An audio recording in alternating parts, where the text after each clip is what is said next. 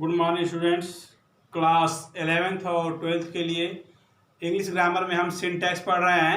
Syntax में जो है कुछ बचा था, उसमें जो है इसको देखते हैं। जो है तो कह रहा है कि वर्ब में जो है, जो हम वर्ब पढ़ रहे थे कि कर्ता के अनुसार जो है वर्ब का हम प्रयोग करते हैं। जो है तो इसमें देखा है, जो है कह रहा है कि कलेक्टिव नाउन्स के साथ सिंगुलर नंबर की क्रिया आती है यदि कलेक्टिव नाउन संपूर्ण समुदाय को सामूहिक रूप से प्रकट करे। कह रहा है कलेक्टिव नाउन के साथ जो है सिंगुलर वर्ब क्रिया आती है यदि कलेक्टिव नाउन संपूर्ण समुदाय का बोध करे। कोई कलेक्टिव नाउन है और वह संपूर्ण समुदाय का बोध कर रहा है तो वहां पे सिंगुलर वर्ब का प्रयोग होगा। क्यों? क्योंकि कलेक्टिव नाउन एक ही है लेकिन वह संपूर्ण समुदाय को भले व्यक्त कर रहा है, इसलिए उसके साथ सिंगुलर वर्ब का प्रयोग हुआ। ठीक है, देखते हैं। कह रहा है कि कलेक्टिव नाउन्स के साथ सिंगुलर नंबर की क्रिया आती है। कलेक्टिव नाउन के साथ सिंगुलर नंबर क्रिया आती है यदि कलेक्टिव नाउन संपूर्ण समुदाय को सामूहिक रूप से प्रकट करे। जैसे there is a large number of boys in the meeting. कह रहा है मीटिंग में लड़कों की बहुत बड़ी संख्या है। देयर इज अ लार्ज बड़ी number of boy in the meeting में लड़कों की बहुत बड़ी संख्या है, तो यहां पे इज का प्रयोग हुआ। क्यों? यहां पे इज का प्रयोग क्यों हुआ? There is a large number of boys in meeting, यहां पे इज का प्रयोग क्यों हुआ? क्योंकि यह जो लार्ज नंबर ऑफ बॉयज है यह एक समूह को बोध कर रहा है, और जब कलेक्टिव नाउन आता है तो उसके साथ सिंगुलर वर्ब का प्रयोग होता है। इसलिए यहाँ पे इज का प्रयोग हुआ, आर का प्रयोग नहीं होगा। यहाँ पे क्या होगा? इज का प्रयोग होगा। ठीक है, तो यदि कलेक्टिव नाउन आता है और वह संपूर्ण समुदाय का बोध करता है तो वहां पे हम सिंगुलर वर्ब का प्रयोग करते हैं। There is a large number of boy in the meeting में लड़कों की बहुत बड़ी संख्या है। दूसरा वाक्य है कि the mob was bent upon shouting. Mob माने होता है कोलाहल करने वाला भीड़, यानी कोलाहल करने वाला, जो शोरगुल करने वाला भीड़ है उसको हम बोलते हैं मॉब। एक तरह से भीड़ है ना, द MOB मॉब। नया तो लिख लीजिए MOB मॉब माने कोलाहल करने वाली भीड़, शोरगुल करने वाले लोग। The mob was bent, BENT bent में झुकना, BENT बेंट में झुकना, अपॉन शाउटिंग माने चिल्लाना। शोरगुल करने वाली भीड़ चिल्लाते हुए झुक गई थी। शोरगुल करने वाली भीड़ चिल्लाते हुए झुक गई थी। तो मॉब जो है यह भीड़ है, एक कलेक्टिव नाउन है, इसके साथ वाज का प्रयोग हुआ है। मॉब जो है ये भीड़ है, एक कलेक्टिव नाउन है, तो इसके साथ जो है सिंगुलर वर्ब वाज का प्रयोग हुआ है।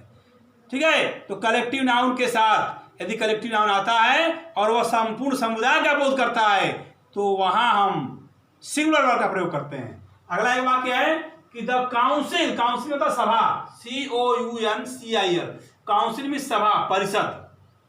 The council has chosen it's president.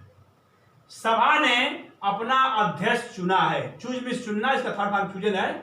सभा ने अपना अध्यक्ष, प्रेसिडेंट में होता है राष्ट्रपति या अध्यक्ष। सभा ने अपना अध्यक्ष चुना है। तो काउंसिल क्या है? एक सभा है, और सभा क्या है? कलेक्टिव नाउन है। ठीक, तो एक कलेक्टिव नाउन है तो इसके साथ हैज का प्रयोग हुआ, सहायक क्रिया एक वचन हैज का। ठीक है ना, तो the council has chosen it's president, सभा ने अपना अध्यक्ष चुना है। The mob has dispersed, mob माने है भीड़, शोरगुल करने वाला भीड़, कोलाहल करने वाला भीड़, या सिर्फ भीड़ भी कर सकते हैं। ठीक है, डिस्पर्स्ड माने बिखरना। डिस्पर्स क्या होता है? बिखरना। द मॉब हैज डिस्पर्स्ड, भीड़ या शोरगुल करने वाली भीड़ बिखर गई है, यानी तितर बितर हो गई है ना। तो शोरगुल करने वाली भीड़ बिखर गई है, तो मॉब के बाद क्या आया? हैज आया है। अभी ऊपर पढ़े हैं मॉब मीन्स भीड़।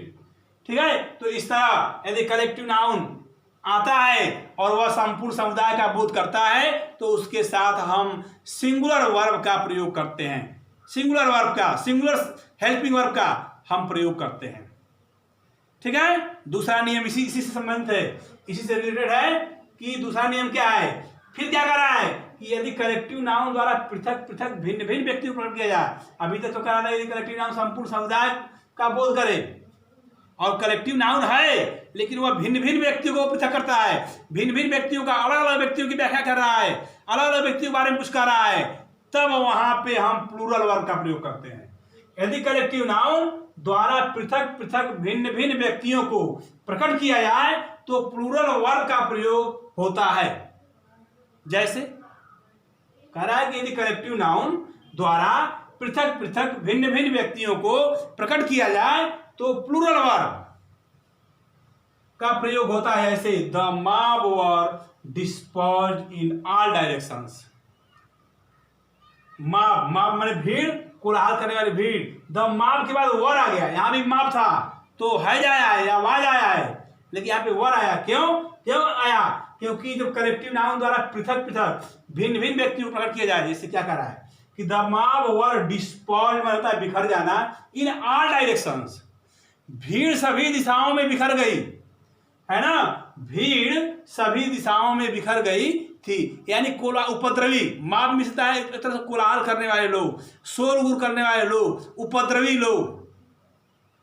तो जब उपद्रवी लोग शोर शराबा करते हैं और पुलिस लाठीचार्ज करती है तो क्या होता है, भिन्न भिन्न दिशाओं में लोग फैल गए। यानी सबकी अलग अलग व्याख्या हो रही है कि ये सभी भीड़ जो थी अलग अलग दिशाओं में फैल गई, इसलिए यहाँ पे क्या लगा, वर लगा। The mob were dispersed in all directions, direction मतलब दिशा, भीड़ भिन्न भिन्न दिशाओं में, उपद्रवी लोग या शोरगुल करने वाले लोग भिन्न भिन्न दिशाओं में फैल गए थे। तो अलग अलग व्याख्या कर रहा है कि भीड़ चारों दिशाओं में अलग अलग दिशाओं में फैल गए थे, तो वर लगा, वाज नहीं लगा। ध्यान दीजिएगा इसका। दूसरा, the military were called out, military को बाहर बुलाया गया था, मिलिट्री को बाहर बुलाया गया था, यानी मिलिट्री की जो भी छावनी थी सबको बाहर बुलाया गया था अलग अलग रूप में, तो यहाँ पे वर लगा। ठीक है, चलिए अब क्या आता है, अगला नियम है कि यदि आर तथा नार, आइदर आर या नाइदर आर नार, या सिर्फ आर या नार आता है तो क्या होता है, पहले आप पढ़ चुके हैं कि आइदर आर या नाइदर नार आता है तो हम सिंगुलर वर्ब का प्रयोग करते हैं, लेकिन एक चीज में और आ रहा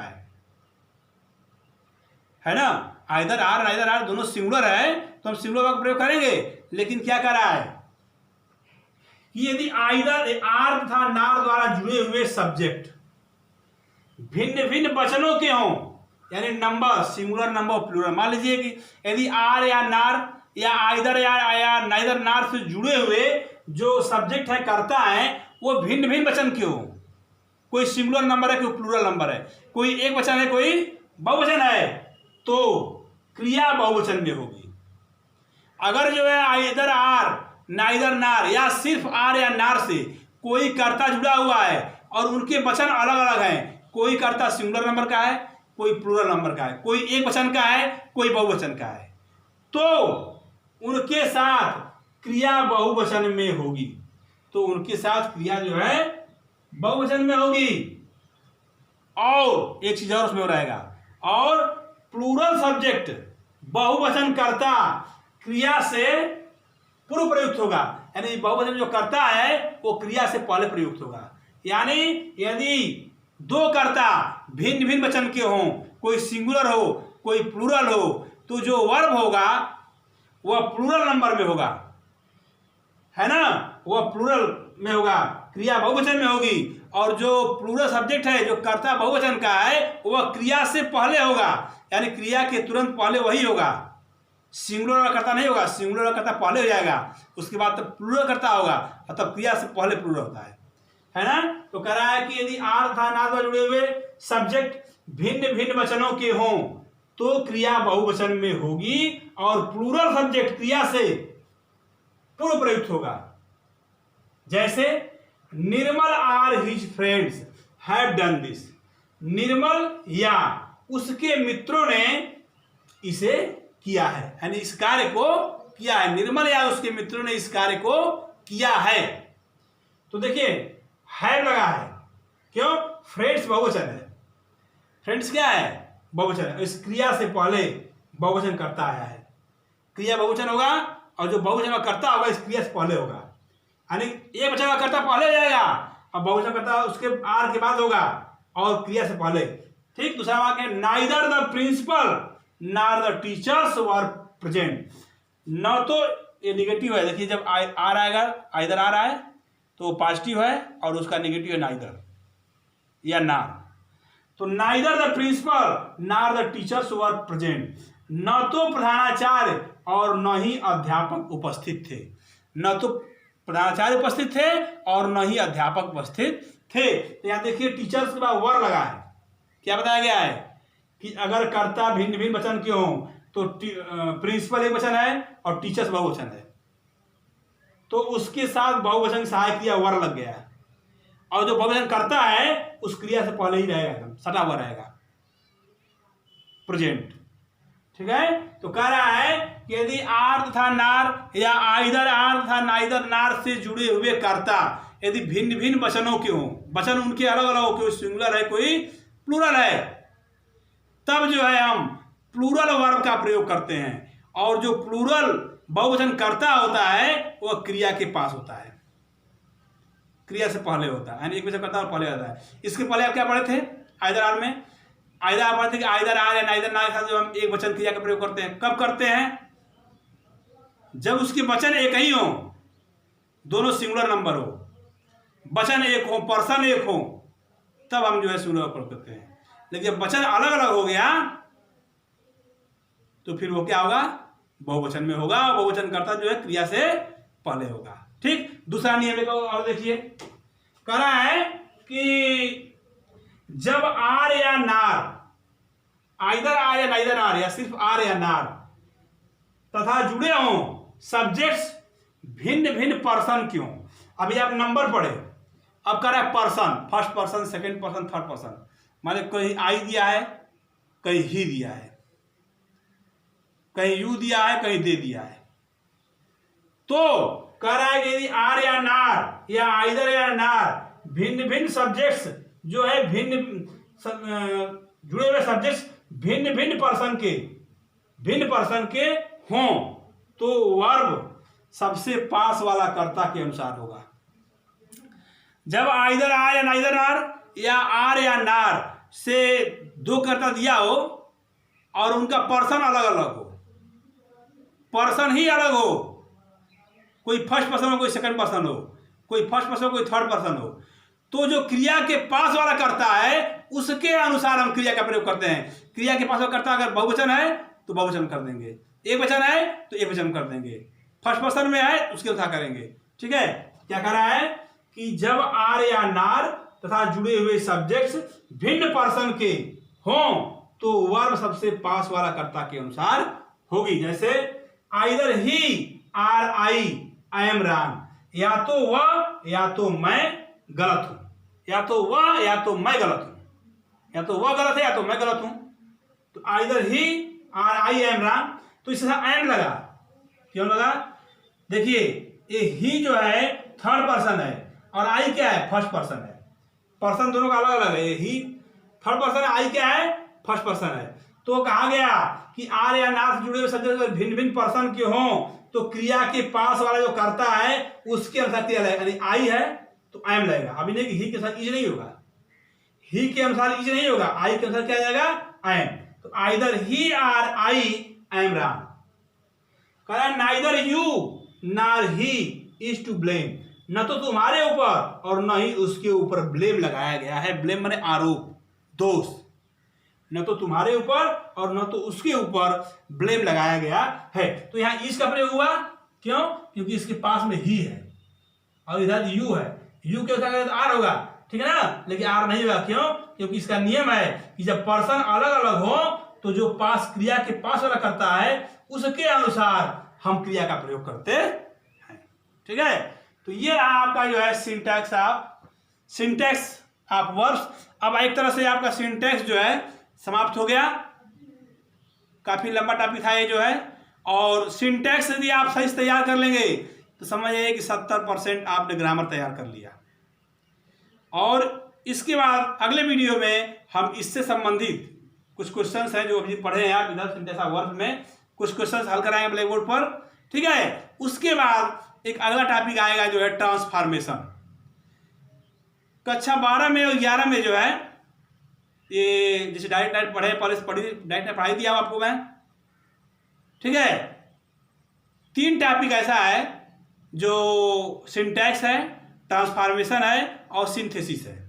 ये काफ़ी लंबे टॉपिक हैं और ये 3 ही टॉपिक ऐसा है जिसको समझाना है। बाकी जो टॉपिक बचेंगे जो है वो सब आपको रटना है। क्या बचता है?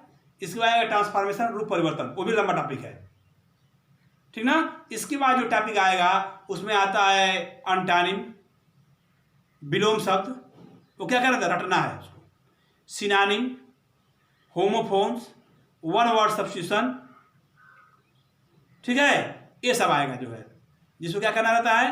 रटना रहता है। जितना अधिक से रटेंगे उतना अधिक से अधिक आपकी तैयारी उसमें होगी। उसमें बस उसको भी समझाएंगे, उसको भी पढ़ाएंगे हम, लेकिन उसमें ज़्यादा रटना है। और हर जो कुछ पढ़ा रहा हूँ उसको पढ़िए, उसको याद करिए, ठीक है। तो ये सिंटैक्स और टॉपिक समाप्त हो गया। अब इस पर हम जो है अगले वीडियो में जो है इसको हम इसमें हल कराएंगे। इसके बाद तब हम जो है अगले टॉपिक को चलेंगे ट्रांसफॉर्मेशन पर, ठीक है। धन्यवाद।